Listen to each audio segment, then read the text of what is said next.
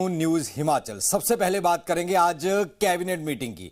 आज cabinet meeting हुई और सुखविंदर सिंह सुक्खू सरकार ने पिटारा खोला है। उसमें कई फैसले लिए गए हैं। सबसे बड़ा फैसला, मंत्रिमंडल ने विभिन्न विभागों में 1500 पद सृजित करने को मंजूरी दी है।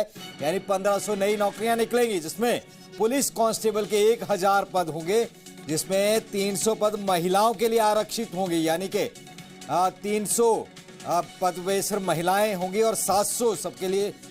इसके साथ आरक्षित विभाग वन विभाग में आउटसोर्स पर 500 पद भरने को मंजूरी मिली है। 15,500 रुपये उसमें वेतन तय होगा। वन विभाग में 10 पोस्ट लॉ ऑफिसर की भी वैकेंसी निकाली गई हैं। इसके साथ साथ मेडिकल कॉलेज में रिटायर्ड चिकित्सक प्रोफेसर को कॉन्ट्रैक्ट बेसिस पर नियुक्त किया जाएगा। 2.5 लाख तक का नियुक्त करने की मंजूरी मिल चुकी है। बजट भाषण में किए गए विभिन्न कृषि उत्पादों पर एमएसपी को कैबिनेट की मंजूरी दी गई है।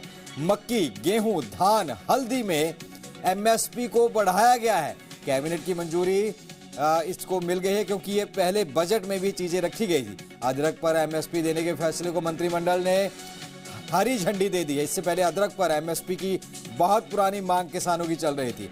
उच्च न्यायालय के न्यायाधीशों के लिए 4 गाड़ियां खरीदने को भी मंजूरी मिली है। तो आज सीएम की अध्यक्षता में कैबिनेट की बैठक हुई और काफी लंबी चौड़ी बैठक चली, जिसकी तस्वीरें भी हम आपको दिखा रहे हैं। इस बैठक के बाद कई हिमाचल वासियों के लिए कह सकते हैं कि नौकरियों के पिटारे खुले हैं। खास करके अगर हम बात कर लें, अलग अलग विभागों में 1500 पद हैं और जल्द ही हिमाचल में पुलिस की भर्ती निकलेगी, क्योंकि पुलिस की भर्तियों के लिए 1000 पद स्वीकृत किए गए हैं, जिसमें 300 पद महिलाओं के लिए आरक्षित हैं और वन विभाग में आउटसोर्स पर 500 पद रखे जाएंगे। 10 पोस्ट लॉ ऑफिसर रखे जाएंगे। मेडिकल कॉलेज में रिटायर्ड चिकित्सक प्रोफेसर को कॉन्ट्रैक्ट बेसिस पर रखा जाएगा।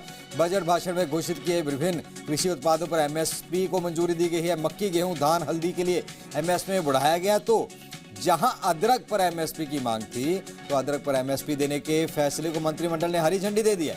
उच्च न्यायालय के न्यायाधीशों के लिए 4 इनोवा गाड़ियों को भी खरीद की मंजूरी दी गई है।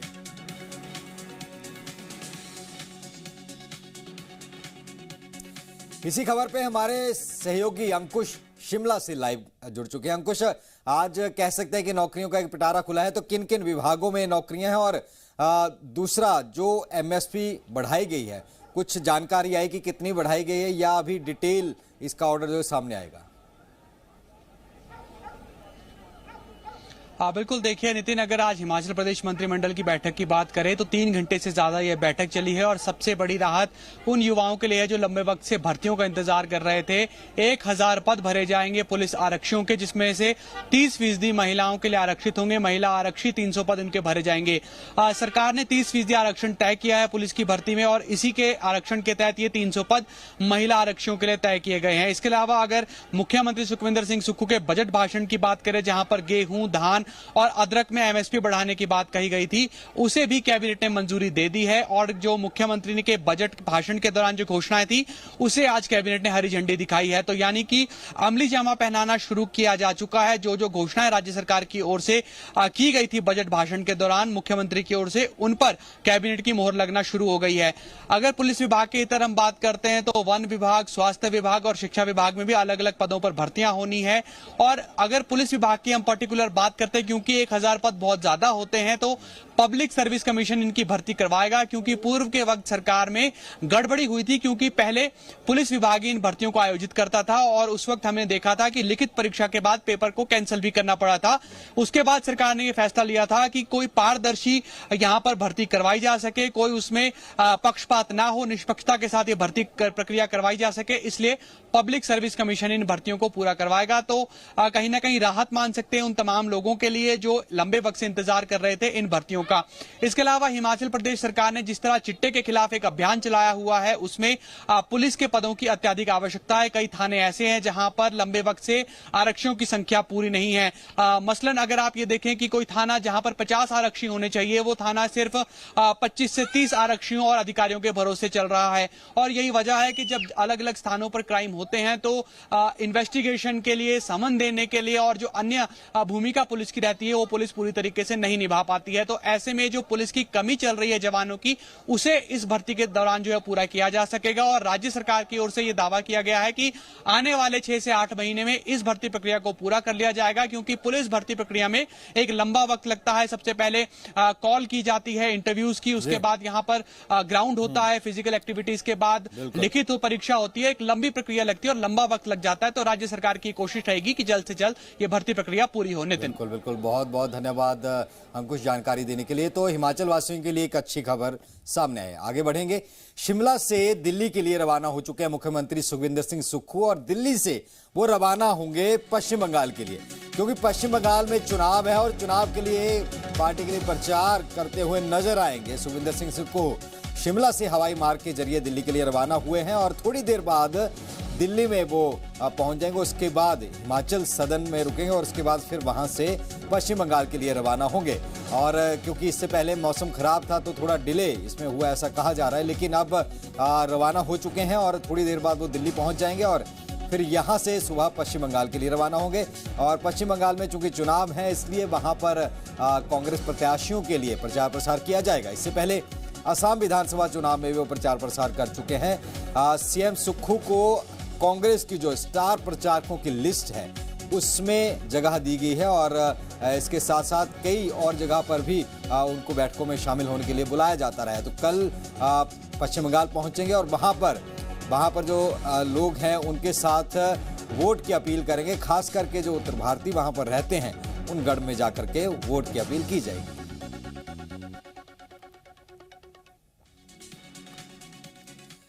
आगे बढ़ेंगे। हिमाचल प्रदेश के भाजपा के वरिष्ठ प्रवक्ता और पूर्व विधायक राजेंद्र राणा ने हमीरपुर के विधायक आशीष शर्मा के चाचा और भाई से थाने में मुलाकात की। अवैध खनन के मामले में हमीरपुर के विधायक आशीष शर्मा के परिजनों को पुलिस ने हिरासत में लिया है। इस मौके पर राजेंद्र राणा के साथ काफी संख्या में उनके समर्थक और भाजपा कार्यकर्ता भी मौजूद रहे, जिन्हें पुलिस द्वारा थाने के बाहर ही रहना पड़ा। राजेंद्र राणा ने मुख्यमंत्री सुखविंदर सिंह सुक्खू पर तीखा हमला बोलते हुए प्रदेश में द्वेष और बदले की राजनीति चरम होने पर आरोप लगाया है। उन्होंने ये भी कहा है कि आशीष शर्मा के परिवार के खिलाफ की गई कार्रवाई साफ तौर पर बदले की भावना से प्रेरित है और यह संदेश देने की कोशिश है कि जो भी मुख्यमंत्री के खिलाफ बोलेगा उसे इसी तरह निशाना बनाया जाएगा।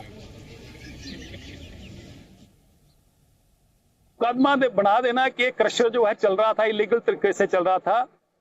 यही पुलिस है जो एक बार कहती है कि आपने ज्यादा माइनिंग कर ली है, उसका आप 26-27 लाख रुपए आप पेनल्टी भरो। दूसरी तरफ पुलिस जो है यही नोटिस जारी करती है कि आपके ऊपर जो है आपने कम माइनिंग करी है, इसलिए आपको इतना जो है वो खर्चा पड़ जाएगा। तो पहले पुलिस डिसाइड कर ले भी ज्यादा की है कि कम की है। ये पूरा राजनीतिक, और मैं तो सीधे सीधे बोल रहा हूँ कि मुख्यमंत्री के प्रेशर से केस बना है, पुलिस का इसमें इस्तेमाल हुआ है और आने वाले समय में दूध का दूध और पानी का पानी माननीय उच्च न्यायालय के माध्यम से होगा। आप भर्ती मिलने दिया कि नहीं? नहीं, मिलना तो it's a fundamental right, nobody can stop. किसी भी व्यक्ति से मिलने के लिए लोकतांत्रिक अधिकार है, कौन रोकेगा उसको? कोई नहीं रोक सकता है, पर मुझे रोका नहीं। मैं ये कहूँ, मुझे कहा कि सामने बैठे हैं, आप इनसे मिल सकते हैं। मैंने उससे पूछा कि क्या हाल है, किस तरीके से आपको यहाँ पर जो है वो ट्रीट कर रहे हैं। तो कोई ऐसे परेशानी वाला विषय नहीं है, परंतु पुलिस तो कठपुतली बनी हुई है, क्योंकि पुलिस तो सरकार के इशारे पे काम कर रही है। हिमाचल के पुलिस के लोग अच्छे हैं, पर इस बार जो है थोड़ा झूठ से ज्यादा कठपुतली बन गए। वहीं सरकाघाट स्थित गोपालपुर में 19 वर्षीय छात्रा की निर्मम हत्या के बाद अब समाज सेवी संस्थाएं विरोध में आगे आ चुकी हैं।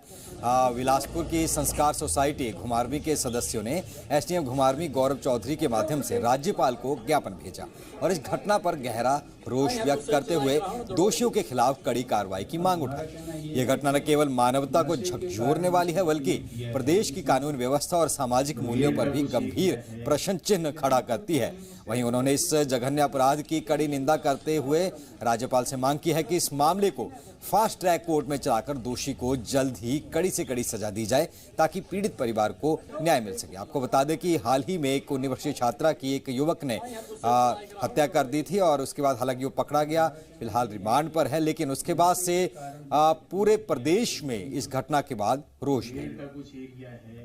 यहाँ पर जो हमें मुस्तैदी बरतनी चाहिए, हम एक ज्ञापन देने के लिए एसडीएम कार्यालय में आए थे। महामहिम राज्यपाल हिमाचल को हमने ज्ञापन प्रेषित किया है और हमारी जो चिंता है सरकाघाट में छात्रा का जिस प्रकार से हत्या की गई, मर्डर हुआ दिन दहाड़े, वो समाज के लिए, सभ्य समाज के लिए कलंक है, चिंता है। माता पिता परेशान हैं और इस प्रदेश की चरमराती हुई व्यवस्था के ऊपर एक बहुत बड़ा प्रश्न खड़ा करता है। प्रशासन फास्ट ट्रैक कोर्ट में इस केस को चलाए और दोषी को ऐसी सजा हो जिससे समाज में इस प्रकार के जो दरिंदे हैं, जो इस प्रकार की घटनाओं को अंजाम देने वाले लोग हैं, उनके मन में कानून का डर हो, भय हो। तो रुक करेंगे कुल्लू का। कुल्लू के वार्ड नंबर 3 में बनाई गई कूड़े की डंपिंग साइट को उठाने की मांग को लेकर स्थानीय लोगों का एक प्रतिनिधिमंडल उपायुक्त कुल्लू अनुराग चंद्र शर्मा से मिलने पहुंचा। इस दौरान स्थानीय लोगों का कहना है कि कुल्लू शहर के बीचों बीच एक और जहां बस अड्डा सरकारी अधिकारियों के दफ्तर, पार्क, लोगों के आने जाने का रास्ता है, ऐसे में वहां पर बीचों बीच डंपिंग साइट सरवरी नदी के पास बनाई गई है। ऐसे में एक और जहां इससे नदी दूषित हो रही है तो वहीं आसपास फैल रही बदबू से स्थानीय लोगों को परेशानियों का सामना करना पड़ रहा है। ऐसे में यहां पर बनाई गई डंपिंग साइट को जल्द से जल्द यहां से हटाया जाए ताकि लोगों को परेशानियों का सामना ना करना पड़े। स्थानीय लोगों का यह भी कहना है कि अगर इस डंपिंग साइट को यहां से नहीं हटाया गया तो आगामी नगर परिषद चुनाव का वार्ड नंबर 3 की बहिष्कार किया जाएगा। तो अगर हम बात करें तो एक शहर के बीचों बीच जहां पार्क हैं, जहां बच्चे जाते हैं, जहां लोग बैठते हैं, वहां पर डंपिंग साइट बना दी गई, जिससे कि स्थानीय लोगों में काफी रोष है। और इस रोषपूर्ण वो सभी इकट्ठे हुए और इकट्ठे होकर के जो तस्वीर अभी हम आपको दिखा रहे हैं, इकट्ठे होकर के स्थानीय प्रशासन के सामने पहुंचे। ये तस्वीर उस डंपिंग साइट की है जहां एक तरफ रिहायशी घर नजर आ रहे हैं, दूसरी तरफ पूरा शहर आपको नजर आ रहा है और यहीं पर बीचों बीच में डंपिंग साइट बना दी है, जिससे कि लोगों को परेशानियां हो रही हैं। क्योंकि यहाँ पर सिर्फ लोग ही नहीं, कई पर्यटक भी आते हैं, देश से ही नहीं विदेश से भी कई पर्यटक यहाँ पहुँचते हैं। तो उनके सामने भी ऐसी तस्वीर जब जाएगी तो कहीं ना कहीं जो कुल्लू है उसकी एक अलग ही तस्वीर बनती हुई सामने आएगी। तो अगर बात करें तो वार्ड नंबर 3 की जनता ने ये कहा है अगर ये इनका समस्या का समाधान नहीं हुआ तो वो चुनावों का बहिष्कार करेंगे।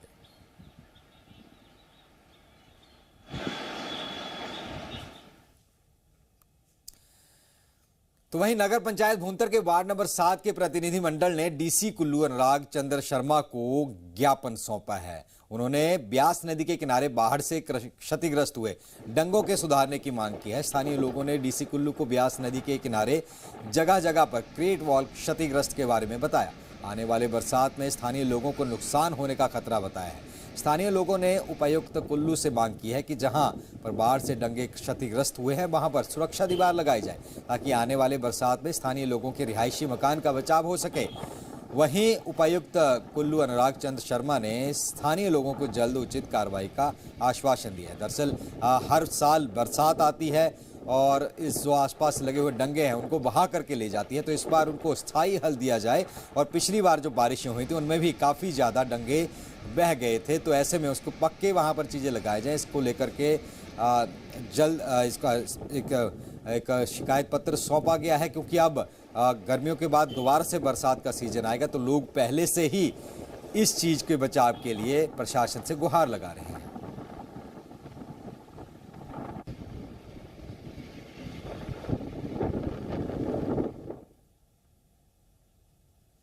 आज हम डीसी साहब के पास आए थे अपनी समस्या लेके। हमारे गुरुद्वारे के पास जो सड़क है वहाँ भुंतर में वो नीचे बैठ गई है, उसकी समस्या लेके आए थे कि उस वहाँ पे क्रेट वाल लगाई जाए, क्योंकि अभी टाइम तो इतना है नहीं है कि कौन सी आरसीसी की मतलब करने की, सिर्फ अभी क्रेट वाल लगा दी जाए जिससे सड़क बच जाए और लोगों के घर की तरफ पानी ना आए। इसलिए हम आए थे। उन्होंने हमें आश्वासन दिया कि हम बहुत जल्दी ये काम करवा देंगे। डीसी महोदय से जो वार्ड नंबर 7 में गुरुद्वारे के नजदीक जो डंगा क्षतिग्रस्त हुआ है उस विषय में मिलने आए थे कि उस डंगे से अगर बाढ़ से उसका काम नहीं हुआ तो बहुत भारी तबाही का कारण बन सकता है, जिससे पूरा वार्ड नंबर 7 का जो पुराना बाजार है वो खत्म हो सकता है। क्योंकि वहाँ पर जो पानी का बहाव है ब्यास नदी और पार्वती का वो संगम है, तो उसका जो बहाव है बहुत भयंकर तरीके से वो बरसातों में आता है। और इस डंगा का निर्माण का निर्माण नहीं किया गया तो ये पूरा बाजार ही खत्म कर देगा। तो प्राकृतिक खेती अब हिमाचल के किसानों के लिए सिर्फ विकल्प ही नहीं, भरोसे की खेती बनती जा रही है। मुख्यमंत्री ने 2026-27 के बजट में प्राकृतिक खेती से उत्पादित फसलों के न्यूनतम समर्थन मूल्य यानी एमएसपी में बढ़ोतरी के फैसले ने इस भरोसे को और भी मजबूत किया है। सरकार ने प्राकृतिक खेती से उगाए गए गेहूं का एमएसपी 60 से बढ़ाकर 80 रुपए प्रति किलोग्राम, मक्का का 40 से 50 रुपए और हल्दी का 90 से 150 रुपए प्रति किलोग्राम कर दिया है। इस बढ़ोतरी से किसानों को अपनी उपज का बेहतर दाम मिलने की उम्मीद है। तो वहीं ग्रामीण क्षेत्रों में इस फैसले को सकारात्मक रूप से देखा जा सकता है।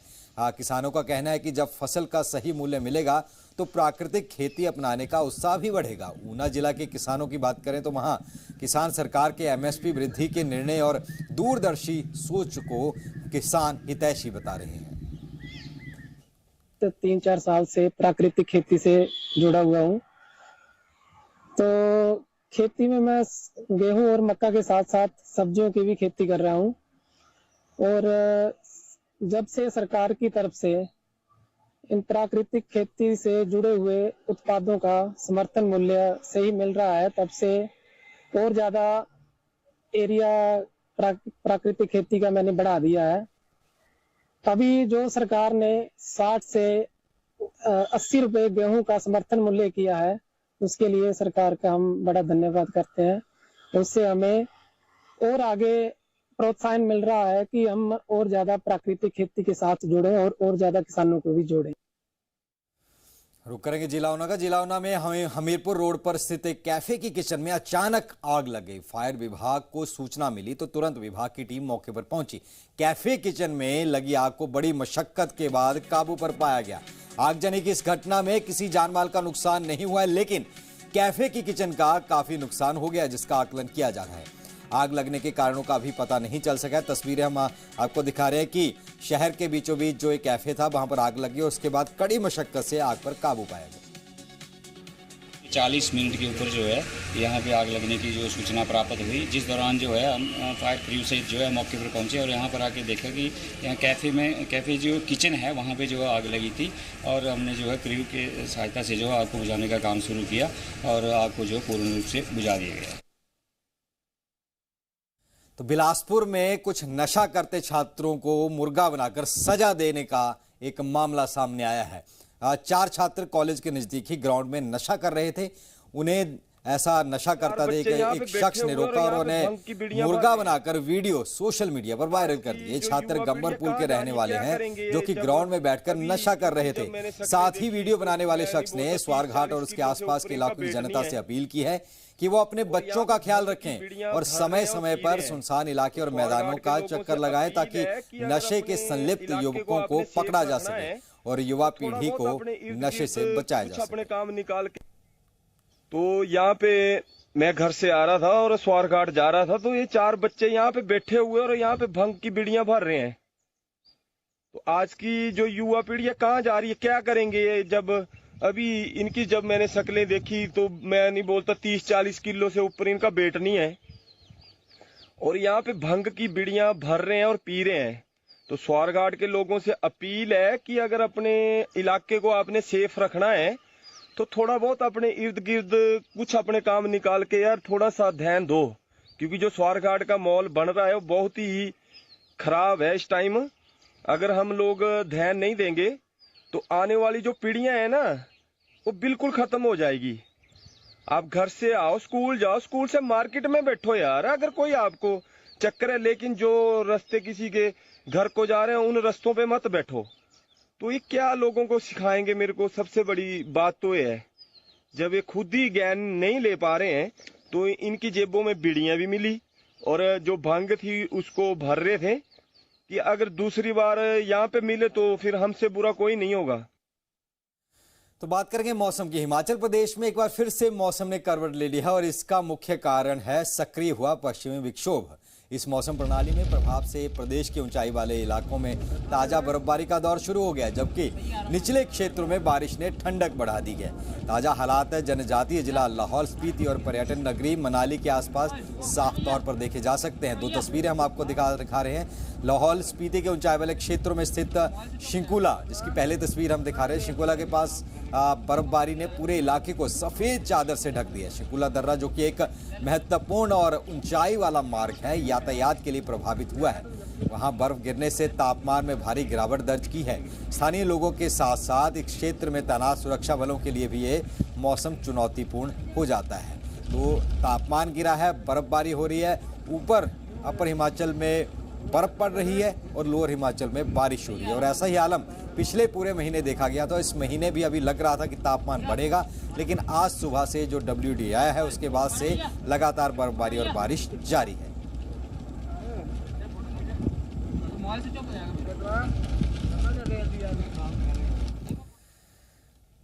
तो कब तक ये मौसम ऐसा रहेगा, इसके लिए हिमाचल के ऊंचे पहाड़ों पर फिर से बर्फबारी का आसार है। 20 अप्रैल तक मौसम खराब रहने का पूर्वानुमान है। हिमाचल प्रदेश में एक बार फिर से मौसम ने करवट ली है।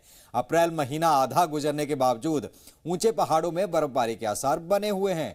मौसम विज्ञान केंद्र के अनुसार 17 से 19 अप्रैल यानी कि अभी 2 दिन और तक प्रदेश में बारिश और बर्फबारी का दौर देखने को मिल सकता है। बहुत अच्छी तस्वीरें भी सामने आ रही हैं, लेकिन इसके साथ साथ बारिश भी लगातार बढ़ रही है, जिससे तापमान में गिरावट देखी जा रही है। हिमाचल प्रदेश में अचानक मौसम का बदलता मिजाज लोगों को परेशानी में डाले हुए है। कभी धूप खिलती है तो कभी अचानक बादल आ जाते हैं और अप्रैल महीने में भी राज्य के अलग अलग हिस्सों में बारिश की घटनाएं देखने के लिए मिल रही हैं। शोभित जी, सबसे पहले तो आपका बहुत बहुत स्वागत। और लगातार जिस तरह से बारिश की घटनाएं हम देख रहे हैं, अप्रैल महीने में भी कभी धूप अचानक आती है, कभी बादल अचानक आ जाते हैं, तो आने वाले दिनों की अगर हम बात करते हैं तो कैसा मौसम राज्य में अभी रहने का पूर्वानुमान है? देखिए, हिमाचल प्रदेश में एक जो है पश्चिमी विक्षोभ दस्तक दे चुका है, जिसका असर जो है आज हमें 17 अप्रैल से ही देखना चालू हो चुका है। अधिकांश स्थानों पर बादल छाए हुए हैं और ये हमारा प्रेडिक्शन है कि ये पश्चिमी विक्षोभ का जो असर है वो मुख्य रूप से हायर हिल्स में अगले 3 दिनों तक 19 अप्रैल तक हमें रुक रुक को देखने को मिल सकता है। हल्के स्तर की बारिश हमें मिलेगी हायर रीचेज में। मध्यवर्ती इलाकों में और उससे लगे हुए जो निचले मैदानी इलाके हैं वहाँ पे हमें एक तो आज 17 अप्रैल को, उसके बाद 19 अप्रैल को बहुत ही हल्के स्तर तक की बारिश और थंडरस्टॉर्म एक्टिविटीज भी देखने को मिल सकती हैं। ब्लू मंडी या शिमला जैसे जिलों में कि कुछ एक स्थानों पे ओलावृष्टि की भी पॉसिबिलिटीज बनी हुई हैं आज 17 अप्रैल के लिए, जिसको ध्यान में रखते हुए हमने ऑरेंज अलर्ट इन जिलों के लिए जारी किया हुआ है। जबकि हमारा ऊना, बिलासपुर, हमीरपुर या चंबा जैसे जिले में हल्के से मध्यम स्तर तक की बारिश भी देखने को मिल सकती है। इसलिए हमने वहाँ पे येलो अलर्ट केवल आज के लिए जारी किया हुआ है। हालांकि 20 अप्रैल के बाद से हिमाचल प्रदेश के अधिकांश स्थानों में मौसम एक बार हमें फिर से खुलता हुआ नजर आएगा और धूप खिलती हुई नजर आएगी और तापमान में जो है एक बार बढ़ोतरी मिलनी चालू हो जाएगी। गर्मी कहीं ना कहीं बढ़ती हुई नजर आएगी 20 अप्रैल से। और उसके बाद जो है अगला पश्चिमी विक्षोभ जो है वो हिमाचल प्रदेश में जो असर अपना दिखाएगा लगभग 24 से लेकर के 26 April. Senior camera person Ashok Soni के साथ अंकुश डोभाल, जी मीडिया, शिमला। तो वहीं जहां एक तरफ चारधाम यात्रा के लिए आज से रजिस्ट्रेशन शुरू हो गए हैं और 19 अप्रैल को यमुनोत्री और गंगोत्री धाम के कपाट खुलने के साथ ही इस साल की चारधाम यात्रा शुरू हो जाएगी, लेकिन दूसरी तरफ रील बाजों के लिए एक बुरी खबर सामने आई है। जो भी ऐसे धामों पर जाकर के रील बनाते हैं वो जरूर इस हमारी खास रिपोर्ट को देख लें।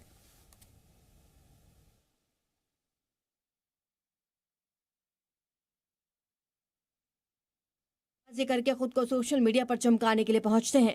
ऐसे लोगों की दुकान अब बंद होने वाली है। जो लोग बड़ी संख्या में केदारनाथ और बद्रीनाथ में रील बनाने के लिए पहुंचते हैं, ऐसे लोगों के लिए केदारनाथ मंदिर समिति ने बड़ा फैसला लिया। मंदिर परिसर में फोन पूरी तरह से बैन करने की योजना है। ये पूर्णतः प्रतिबंधित रहेगा, क्योंकि उसके कारण कहीं ना कहीं मैं समझता हूँ कि जो दर्शनार्थी हैं, जो तीर्थ यात्री हैं, उनको कहीं ना कहीं दिक्कतों का सामना करना पड़ेगा। मंदिर की गरिमा को बनाए रखने के लिए केदारनाथ धाम में मंदिर के अंदर मोबाइल ले जाना पूरे तरीके से बैन है। अक्सर देखा गया है लोग सोशल मीडिया का प्रयोग करते हुए सेल्फी ब्लॉगिंग करते दिखते हैं, जिससे आम श्रद्धालुओं को दिक्कतें होती हैं। कुछ मामलों में धक्का मुक्की जैसी स्थिति बन जाती थी। यही वजह है अब इस समस्या को हल्के में ना लेते हुए पूरी तरह मोबाइल और कैमरे पर बैन लगाने का फैसला लिया गया है। तो वहीं भारत के लोकतांत्रिक ढांचे में बड़ा बदलाव होने जा रहा है। लोकसभा और विधानसभा की सीटें बढ़ाने के लिए तैयारी हो रही है, जिसका पड़ोसी देश पाकिस्तान में भी उसकी वजह से घबराहट है। क्यों? देखिए इस रिपोर्ट में। जब से हिंदुस्तान में परिसीमन को लेकर चर्चा शुरू हुई है, तब से पाकिस्तान बौखलाया हुआ है। दरअसल भारत में लोकसभा और विधानसभा की सीटों में बदलाव होने जा रहा है।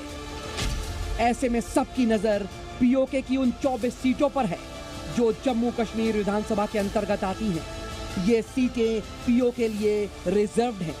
सवाल ये, क्या इन सीटों में बदलाव होगा? पाकिस्तान के साथ न ट्रेड होगा न टॉक। अगर बात होगी तो सिर्फ पाकिस्तान के कब्जे वाले कश्मीर की। 1956 में जो जम्मू कश्मीर का अलग संविधान बनाया गया था, तब से ही पीओके के लिए सीटें जम्मू कश्मीर विधानसभा में आती हैं। 2019 में अनुच्छेद 370 खत्म किया गया था और तब भी इन 24 सीटों को बरकरार रखा गया था। लेकिन अब सवाल ये, क्या इस बार बदलाव देखने को मिलेगा? परिसीमन को लेकर विपक्ष के नेताओं ने सवाल उठाने शुरू कर दिए हैं। पीओके भारत का अभिन्न हिस्सा है और पीओके की सीटों को लेकर भारत का स्टैंड बिल्कुल साफ रहा है। परिसीमन के बाद की स्थिति क्या होगी, इस पर सबकी नजर टिकी है। पाकिस्तान में भी बेचैनी साफ दिखाई दे रही है।